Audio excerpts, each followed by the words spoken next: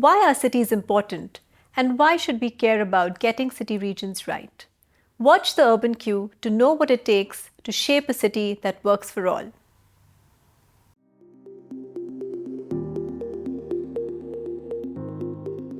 Hello, everyone. Today we are in conversation with Dr. Harini Nagendra. Harini is an ecologist, a researcher, and a thought leader in the domain of urban sustainability, ecology, and development. She is director of the Research Center at the Azim Premji University and leads the university's Center for Climate Change and Sustainability. She is also an author on the IPCC AR5 reports.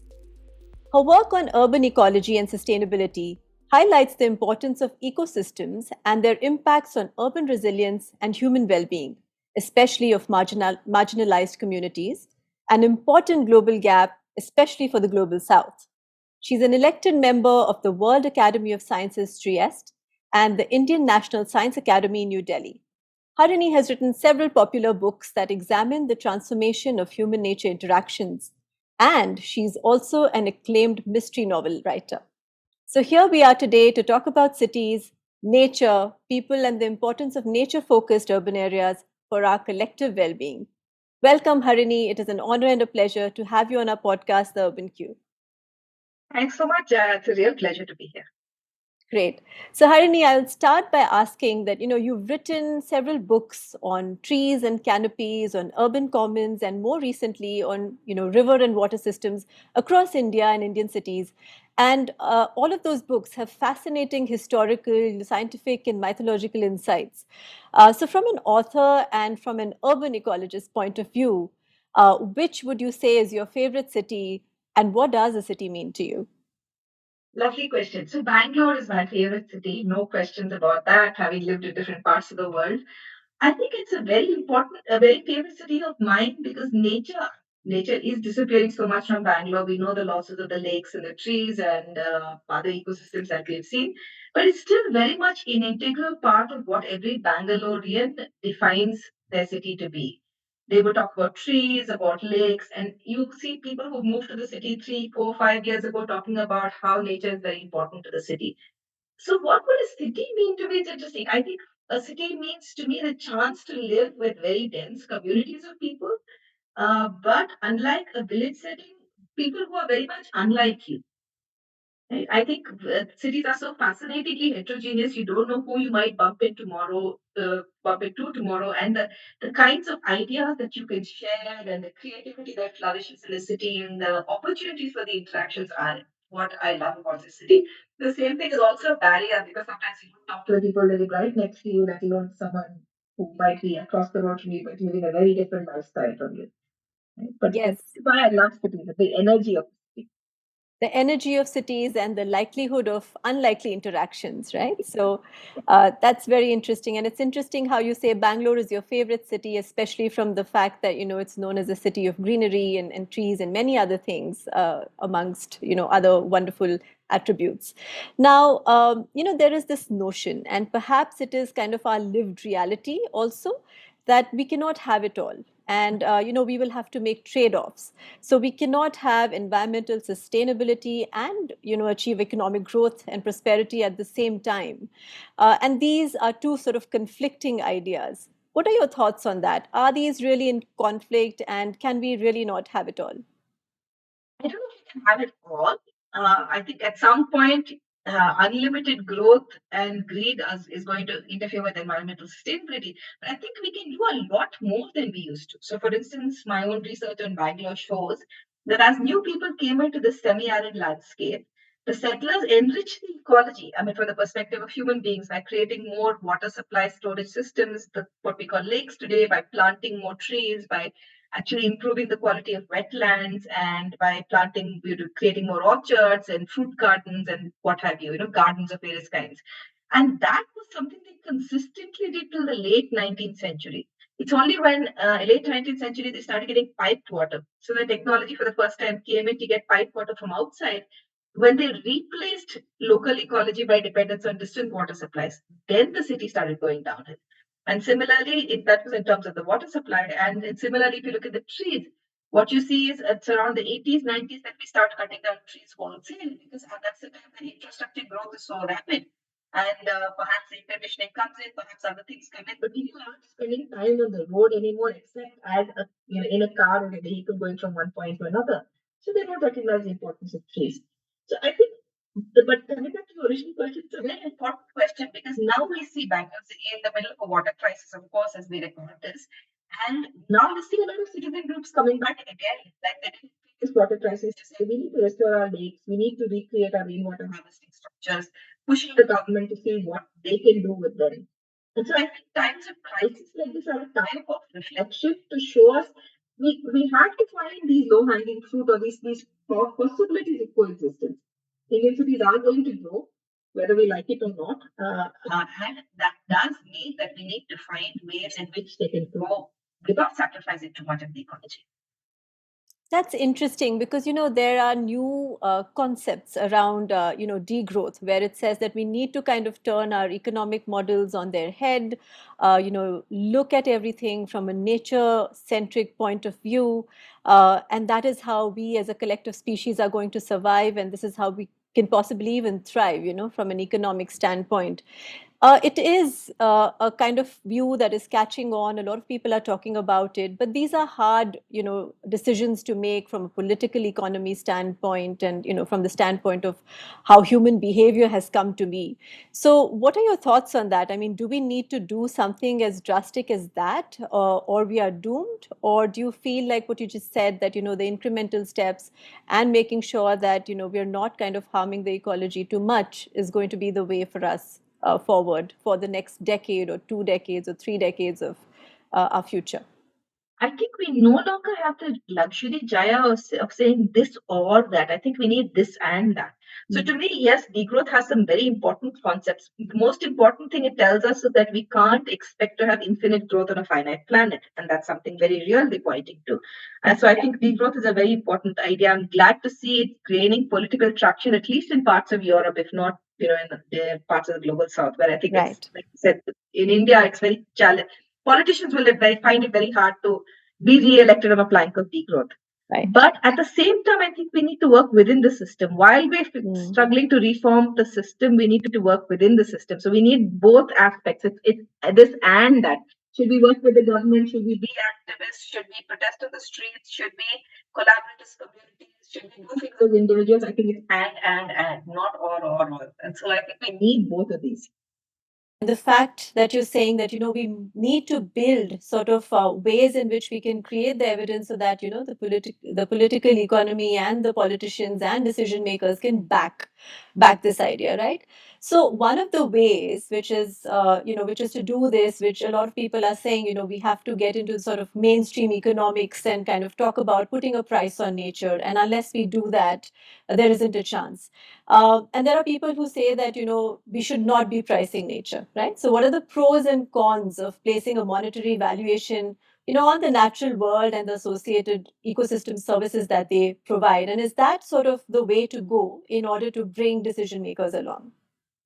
It again, I'd say and not the all because as it's. I personally don't like the idea of valuing nature, and I know many of us have the same problem because when you only put an economic price on nature, you're assuming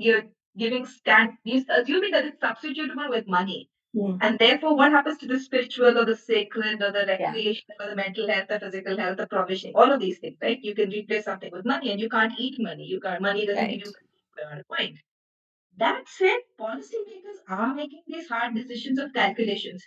A flyover here will bring the city so many jobs and so much economic growth, and then you have to show them that having it Right. lake gives you this amount of economic growth too, and well-being, and maybe reduces the health bills that you pay for the people, makes children study better, and all the other spillover benefits. So unless you actually quantify it and just show it to them, nature can't speak for itself. Right. So it's very important that that enters their spreadsheet calculations, and it is very powerful for policymakers. At the same time, I think we have to be very aware of not getting seduced by these spreadsheets. They're for a purpose. We use them for a purpose, and we ourselves don't take it beyond that point, beyond more seriously than we should. And the challenge I often find is ecological economists are so carried away by these numbers, they start thinking that they're very real. Yes. No, absolutely. Because once you start pricing a tree, for example, and we've seen all kinds of numbers, emerge from different sort of contexts, and sometimes you feel like those numbers are so absurd that you really can't make a political case for it, right? I mean, the real value of a tree is not the 5,000 rupees that you pay if you cut it down, but it's actually like, 2 lakhs or whatever, and that just then becomes untenable. So that's very interesting that you do have to make the case for it, but in a way where you don't get carried away, and that becomes your only imperative to conserve nature. So it's a great point. Now, Harini, so as a contributing author on the IPCC report on climate mitigation, are you hopeful that we as a species, can and will do the right things? And do you feel like there are cities or, cities in part or cities as a whole, which are getting it right, in terms of adopting policies and actions for reducing the impacts of climate change? Because really, mitigation will happen, adaptation is right now. And any ideas on, any kind of learnings that you can share, that what are some of these other cities doing and some of these other sort of places doing that we can learn from? I think we should be learning from a lot of cities. I mean, Bogota is a fantastic example with its transport. There are a lot of global north cities that we could be taking elements from. For instance, when I was in Wellington in New Zealand for one of the IPCC meetings, the mayor was talking to us about why cycling paths are important. But also, I absolutely loved the fact that they had taken out a dam and created Zealandia, which is a very large protected area. So they're transforming what was a very human impacted dam into a restoration site to bring back the Tuatara, but they have a 500-year vision for how this ecosystem will look because they recognize that restoration can take 500 years. Hmm. And it's such a beautiful way of thinking. I think that way of thinking, which is including a lot of indigenous visions, which have largely been decimated in New Zealand. But those are ideas we can take back to India. Similarly, when I went to Taiwan, the mayor of Taiwan was a PhD. This is some time ago again for a Future Earth meeting. But the mayor of Taiwan was a PhD in chemistry and was talking about how he put ideas in place. So while Taiwan grew systematically over the 7, 8 years where he was a mayor, the solid waste being dumped in landfills actually shrunk over time because they found innovative ways to compose, to reuse the plastic, to do waste to energy plants. So I think there are bits and pieces one could take from all of these contexts. If Taiwan can do it, we as India has a slightly different waste composition, but it's not like Sweden's waste, which is very hard for us to Right. learn. By Taiwan's waste would be very similar to Indian waste in that sense of the composition. Right? So Right. I think we need to be loud there. So your question was very but larger than that though. Are you hopeful? I'm always hopeful because I think if we're not hopeful, we don't have a planet B. So we have to be hopeful and we have to dig in there and do as much as we can. Right. No, that's why we do our jobs. And honestly, the Taiwan example, by the way, is one of my favorites as well. I really like that example. And it really highlights the importance of having sort of aware leadership, in a place and in the country. So fantastic. Harini, next thing that I would like to ask you is that, cities now in India also are becoming fairly progressive in recognizing that, we have to do something and start from evidence and start building plans and, policies that are more responsive to sort of the whole developmental plus climate problem. So cities are making climate action plans and, blue-green plans as part of their master plans. Bangalore has made one, Mumbai, many other cities and even smaller cities are actually doing that quite well now. But the problem that we face here, as you know, is that a lot of these plans often find trouble translating on the ground, in the spirit and in the intent in which they were created. So, how do we ensure that these well intentioned plans and policies, see the light of day and get translated on the ground and have implementation? And this is the challenge, right, Jaya? Because I mean, India and many global south countries, I think, have excellent policies and very good plans usually, but it's in the last mile translation where most things fail. Yeah. A lot of it is the kind of people we have. As I was in a discussion on the city yesterday, and someone pointed out that so all of our planners, our urban planners, are civil engineers largely, right? And then there's no ecology environmental component in them in what they do. So how do you expect them to actually have this sense of planning? Most of our architects are also thinking from a very engineering design perspective. They don't think of design as a human centered design. They definitely don't think of design as an ecology centered design, right? And so I think we need to start working with people and processes very much. There was a time a few years ago that Azim Premji Foundation was doing some training for the BPMP, that is the city municipality officials. And it was very interesting whenever we talked to them as citizens. They resonated with us on all the problems. Trees are lost. I've lost trees near my home. I have lost the lakes. I used to see this. Bangalore's environment is gone. And then you put the question and you ask them as officers next, what are you going to do? And there are only reasons, we can't rejuvenate the interconnections of lakes because the roads are built and they will collapse these systems, or you can't do anything to this plastic. So then can't comes in a nice little row, whereas as citizens, they're willing to see the problems. And so what happens between that imagination of citizen and then your own role as an officer, the same person? I often wonder that. So I think we need to do a lot of work in training officers and training the people who are implementing these plans. But often that's not what we do. We put all the effort into the plan, and then the plan becomes a dusty archive somewhere or corrupted file in another computer. Right. No, that's very true. Training and a lot of capacity is basically needed in our cities at all levels. And you mentioned, working with people and processes. So when you think of, whose responsibility ultimately is it to build, the kind of livable, breathable, green cities that we all would want to inhabit, who do you think the stakeholders are? Whose job is it to build these kind of cities? I think to me, it's Eleanor Ostrom's approach of polycentric governance, that is multi-level governance. Is for cities, at least, we have to do that. That is, each of us, as individuals, as parts of a family, a community, part of our ward, then you work with the elected representatives, you work with the bureaucrats, and then the city, all the organizations, right? It's everyone's responsibility. I mean, let's take a lake. Very simple example. If you want a restored lake, the government has to step in because they have the financial and the technical and most important, the legal sanctions to throw out encroachers or, Right. keep this lake or fence it and desilt it, right? But they're not going to ever have the capacity to be on the ground next to all lakes all the time. So it has to be communities that take over that membership. Right. Again, now these communities could be very elitist and throw out the poor. And so you again have to have the state stepping in, but at a larger level, at a national or a state level, to say that there are equity principles, there are non-commercial principles by which you have to govern this. And then you have to have corporate groups again coming in with investments into their city, which are non-commercial investments, but help them because it makes the city more livable for their people. So all of these have to play their part. And you have civil sector, civil activists, and society is critically important for something like this because that's what keeps the pieces glued together and keeps all of these networks going. Right. And that's a great example on the lake, that whole balancing act, depending on where the intervention is and therefore who's responsible, who contributes, and, who helps in ensuring the sustainability of these kind of transformations that you're doing. So we've come to the end of our conversation. Thank you, Harini, so much. That was very insightful, super interesting.